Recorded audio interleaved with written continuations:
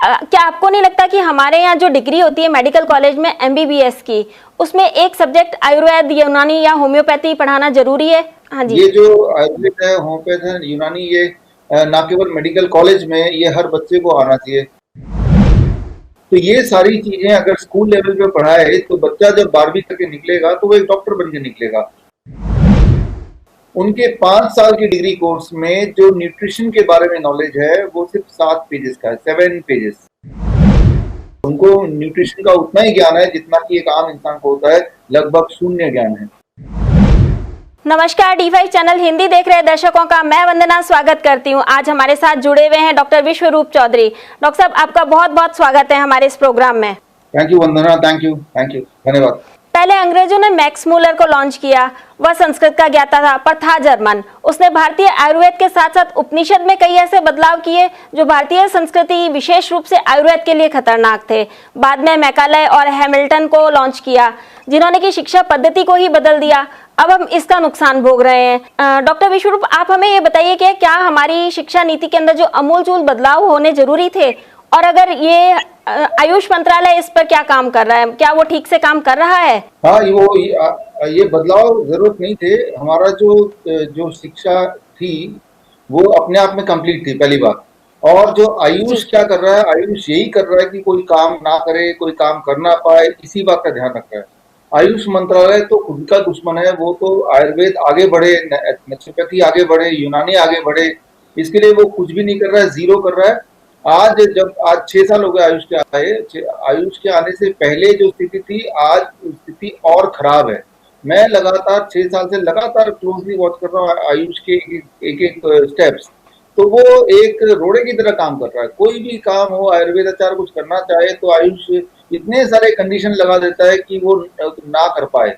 मतलब जो humanly possible नहीं, ऐसी चीजों कंडीशन लगा देता है। अभी भी देखिए, कोरोना वायरस के हमारे बहुत सारे आयुष के डॉक्टरों ने इलाज निकाला, लेकिन इलाज को प्रूव करने के लिए कि ये इलाज काम करता है, करीब 8 साल का रिसर्च बता दिया। 8 साल का रिसर्च, तो 8 साल तक रिसर्च करके तब निकालेगा। जबकि वहीं एलोपैथी आप देख रहे हैं, कोई सबूत नहीं है। ये सबूत जरूर है कि उससे इंसान को नुकसान होता है, तब भी उसको एक्सपेरिमेंट कर रहे हैं।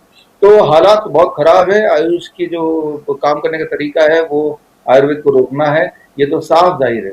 जी डॉक्टर विश्वरूप, हमारे यहाँ कई तरह की चिकित्सा पद्धति चलती हैं, जैसे कि आयुर्वेदिक, होम्योपैथी, यूनानी। क्या आपको नहीं लगता कि हमारे यहाँ जो डिग्री होती है मेडिकल कॉलेज में एमबीबीएस की, उसमें एक सब्जेक्ट आयुर्वेद, यूनानी या होम्योपैथी पढ़ाना जरूरी है?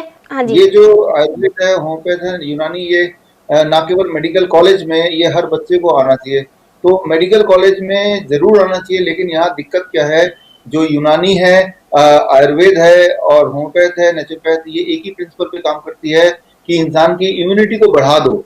और इम्यूनिटी बीमारी से लड़े, दवा न लड़े, दवा तो इम्यूनिटी को बढ़ाए। दूसरी तरफ जो एलोपैथ है, उसका काम है इम्यूनिटी को घटा दो। जैसे कीमोथेरेपी फॉर एग्जांपल, कीमोथेरेपी का मतलब ये कि केमिकल थेरेपी इम्यूनिटी को जीरो कर दो। तो अगर मान लो हमने आयुर्वेद उसको पढ़ाना शुरू कर दिया, तो पहली कक्षा में वो बच्चा पढ़ेगा, आयुर्वेद का स्टूडेंट, कि भाई कीमोथेरेपी के लिए इम्यूनिटी घटाना है। अगली कक्षा में आयुर्वेद का होगा तो पढ़ेगा कि इम्यूनिटी बढ़ाना है। तो दो कॉन्ट्रडिक्शन हो गई, दोनों विपरीत चीजें हो गई। इसीलिए मेडिकल कॉलेज में, कम से कम एलोपैथ मेडिकल कॉलेज में आयुर्वेद पढ़ाएंगे तो बच्चा तो कंफ्यूज हो जाएगा, उसको कुछ समझ नहीं आने वाला। ये कारण है कि मेडिकल कॉलेज में ये सारे इंडियन पद्धति नहीं चल सकती। जो वो पद्धति जो लोगों को एक्चुअली ठीक कर सकती है, ऐसी कोई पद्धति को चलाएंगे नहीं। आपको जान के हैरानी होगी, उनके 5 साल की डिग्री कोर्स में जो न्यूट्रिशन के बारे में नॉलेज है वो सिर्फ 7 पेजेस का है, 7 पेजेस, 7 पेजेस का नॉलेज है। यानी कि ना के बराबर। उनको न्यूट्रिशन का उतना ही ज्ञान है जितना कि एक आम इंसान को होता है, लगभग शून्य ज्ञान है। तो आप समझ रहे हैं कि वो एमडी का मतलब मार्केटिंग ऑफ ड्रग्स, वो दवाइयां कैसे बेचना है, बस उसी के लिए मार्केटिंग एजेंट्स तैयार कर रहे हैं, ना कि कोई डॉक्टर तैयार कर रहे हैं सही मायने। वो इस तरह से भारतीय चिकित्सा पद्धति आयुर्वेद से दूर होते जाएंगे। फिर तो वो सोचेंगे कि ये इसको इंक्लूड करना ही नहीं चाहिए। ये ज्ञान भारत का है तो भारत के अंदर तो रहना चाहिए। उनको ये पता होना चाहिए कि भारत में जो मसाले हैं वो देसी दवाएं हैं उनके अंदर, और इसके प्रयोग से शरीर ठीक होता है, मतलब बीमारी जो होती है वो क्योर होती है। जबकि एलोपैथी से कोई भी बीमारी क्योर नहीं होती और शरीर जो है वो सप्रेस हो जाता है। तो उनको नहीं चाहिए कि हम आयुर्वेद का ज्ञान दें। हाँ, ये बिल्कुल है ये, बल्कि मेडिकल कॉलेज में नहीं, ये तो स्कूल में पढ़ाया जाना चाहिए। स्कूल में 7वीं जी। में, 8वीं में, 9वीं में अगर पढ़ा दे, क्योंकि ये बहुत सिंपल है। आयुर्वेद इज नॉट डिफिकल्ट, ये बहुत ही सिंप्लीफाइड है। आयुर्वेद सिंप्लीफाइड है, होम्योपैथ सिंप्लीफाइड है, नेचुरोपैथी तो बहुत ही सिंप्लीफाइड है। तो ये सारी चीजें अगर स्कूल लेवल पे पढ़ाए तो बच्चा जब 12वीं करके निकलेगा तो वो एक डॉक्टर बन के निकलेगा, एटलीस्ट खुद का डॉक्टर। तो जब फिर उसको समझ आ जाएगा कि कभी मैं बीमार पड़ूं तो मुझे पता है क्या करना है। तो यहाँ पे शुरुआत करनी है, क्योंकि अल्टीमेटली हर इंसान को खुद का ध्यान रखना चाहिए और उसके लिए हमारे पास पद्धति अवेलेबल है। तो वो पद्धति जब वो खुद ही करने लगेगा, ठीक होने लगेगा, तो वो आयुर्वेद एलोपैथ के पास जाएगा ही नहीं कभी। डॉक्टर विश्वरूप, हमारे यहाँ पर केरल में पंचकर्म होता है जो कि इंसान के शरीर को दुरुस्त करता है और हर तरह से बीमारी को दूर करता है। क्या इसे उत्तर भारत में लॉन्च नहीं किया जा सकता? क्या आप भी ऐसे इलाज करते हैं जिसमें पंचकर्म होता है? कुछ खबरें आई हैं कि हिमाचल प्रदेश के बद्दी में पंचकर्म किया जा रहा है। क्या यह हर जिले में आयुर्वेद अस्पताल में नहीं किया जा सकता? हाँ, ऐसे देखिए, जो उत्तर भारत में पंचकर्म है, कई जगह पे मैंने खुद जाके देखा है। हमारे कई दोस्त हैं जिनके हॉस्पिटल है, वहां पे भी है, लेकिन उतना ज्यादा नहीं जितना इसकी होने की जरूरत है। जैसे केमिस्ट की जो दुकान हर गली में है, वैसा नहीं है। जबकि मैं ये बता दूं कि वियतनाम, जहाँ मेरा सेंटर है, होचिन मिन में, हनोई में, वहां तो है पंचकर्म। यहाँ से कुरियर करके ले जाते हैं, वहां पे इंपोर्ट कराते हैं और वह यहाँ आते हैं, ट्रेनिंग लेके जाते हैं। कोलालमपुर में मेरा सेंटर है, वहां भी मैंने देखा कि कई सारी जगह पे पंचकर्म वहां करते हैं, वहां के होटलों में करते हैं, वहां के आयुर्वेदिक सेंटर्स हैं वहां करते हैं। तो पंच कई देशों में है, जहां जहां मेरे सेंटर है वहां वहां मैंने जाके देखा, वहां है। और जब बाहर हो सकता है, जिनकी पद्धति है भी नहीं, वो यहाँ से सीख के जाते हैं, तो या यहाँ के लोग ही वहां जाके फिर लोगों को ट्रीट करते हैं। तो यहाँ क्यों नहीं हो सकता? यहाँ है बहुत थोड़े उसमें, लेकिन इसकी प्रचार नहीं है। लोगों को उसके बारे में उतना पता नहीं जितना होने की जरूरत है। पता तो है, लेकिन उतना पता नहीं है। जब भी कभी छोटे मोटे सिर दर्द हुआ, कुछ भी माइग्रेन हुआ, तो ये सारी चीजों में तो बड़ा, लाइफस्टाइल वाली चीजों में बड़ा काम आता है, लेकिन लोगों को ध्यान नहीं है। लोगों को दिमाग में आता है कि अच्छा मुझे सिर दर्द हो गया, मुझे दवा खानी है, बस इतना ही पता है। तो अवेयरनेस की कमी है। अवेयरनेस है, लेकिन बाहर की दुनिया में है, हमारे खुद के देश में नहीं है, खुद के उत्तर भारत में नहीं है तो बहुत थोड़ा सा है। तो होना चाहिए, हो रहा है। और मुझे लगता है आने वाले दिनों में लोग परेशान हो चुके हैं एलोपैथ से, तो अपने आप ही वो ढूंढेंगे रास्ता, तो हो जाएगा। जी डॉक्टर विश्वरूप, जैसे आप उलझ रहे हैं फेसबुक से, यूट्यूब से, आपकी बातों को डिलीट कर देते हैं, पब्लिक के साथ आपका कम्युनिकेशन होने नहीं देते, क्या भारतवर्ष का ऐसा कोई एसईओ या सर्च इंजन नहीं होना चाहिए जैसा कि चाइना ने किया हुआ है? जैसे वहां पे गूगल नहीं चलता है, फेसबुक नहीं चलती है, लेकिन उनके चैनल फिर भी चलते हैं वहां पर। तो क्या भारत ऐसा लॉन्च नहीं कर सकता? आप इस विषय में क्या पहल करेंगे? हाँ, भारत कर सकता है। और चाइना तो एक बड़ा देश है और भारत भी बड़ा देश है, लेकिन तो बहुत छोटे छोटे देश, जैसे मैं बोल रहा था वियतनाम, वहां पे भी अपना सर्च इंजन है और वो अपनी भाषा में होती है। वो हम नहीं कर सकते क्योंकि हमें वियतनामीज नहीं आती, लेकिन वो करते हैं। वहां पे गूगल उतना पॉपुलर नहीं है। तो जब एक छोटा सा देश कर सकता है, वो देश हमारे देश का 1/10वां भी नहीं होगा। जब उतना छोटा देश कर सकता है, जो उतना अमीर भी नहीं है, तो टेक्नोलॉजी वाइज भी उतना स्ट्रांग नहीं है, तो हम भी कर सकते हैं। करना चाहिए था।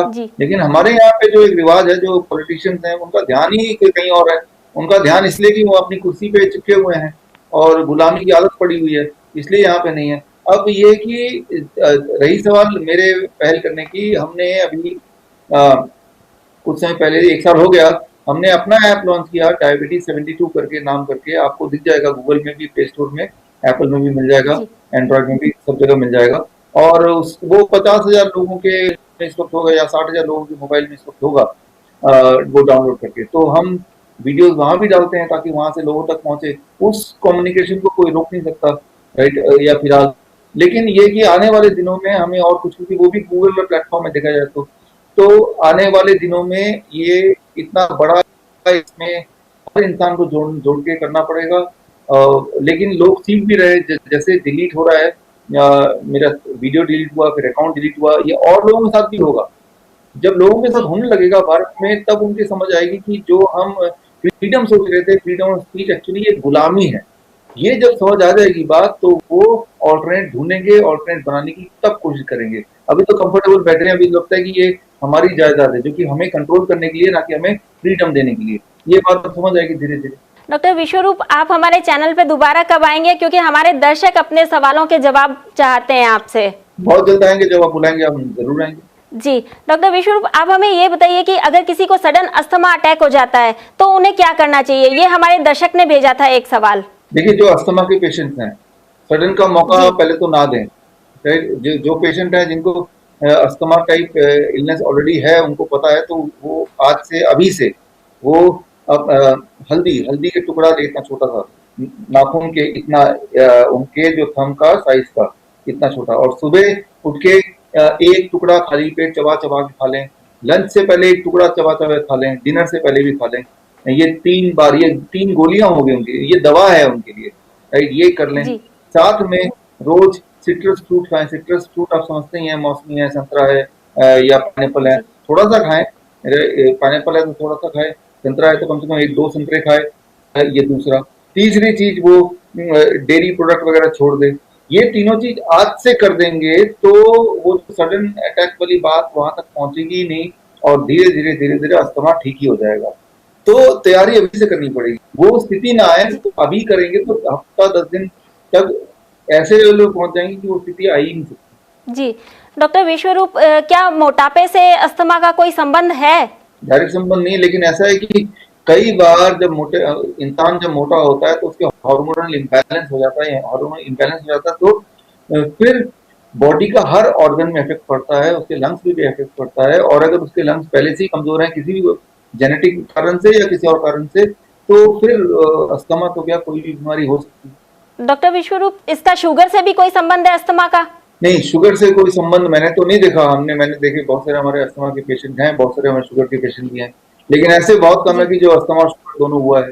दोनों में कोई डायरेक्ट कनेक्शन तो अभी तक मुझे दिखा नहीं। डॉक्टर विश्वरूप, हमसे जुड़ने के लिए आपका बहुत बहुत धन्यवाद। थैंक यू वंदना जी, नमस्कार, धन्यवाद। Thank you. अगर आपके भी कोई सवाल हो तो YouTube कमेंट बॉक्स में हमें जरूर लिख करके भेजिएगा। आपके सवालों के जवाब डॉक्टर विश्वरूप से लेकर जरूर दिए जाएंगे। ऐसी ही अन्य जानकारी लेके आपके साथ में फिर रूबरू होंगे। तब तक के लिए धन्यवाद।